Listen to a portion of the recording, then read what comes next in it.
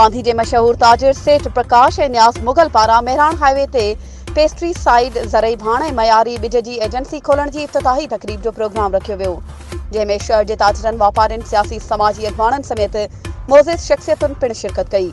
जॾहिं त पीपी अॻवान रईस अब्दुल वाहिद जमाली रिबन कटे एजेंसी जो इफ़्तिताह कयो। हिन मौक़े ते सेठ प्रकाश ॻाल्हाईंदे चयो त आबादगारनि लाइ मुनासिब रेट सां मयारी ॿिज ऐं असली ज़रई भाण हर वक़्तु मौजूदु रहंदो ऐं हाणे बांधी ऐं उन जे आसपास जे आबादगारनि लाइ ज़रई भाण वग़ैरह जी का बि खोट न थींदी। उन मौक़े ते सेठ प्रकाश पारां आयल सभिनी महिमाननि जो शुक्रियो अदा कयो ऐं आयल सभिनी महिमाननि खे पुरवकार डिनर पिणु करायो। वधीक ख़बरुनि ऐं अपडेट्स जे लाइ असांजे चैनल खे सब्सक्राइब कयो ऐं हा, बेल आइकन खे प्रेस करणु न विसारिजो त जीअं असांजी हर नई अचण वारी वीडियो तव्हां ताईं पहुची सघे।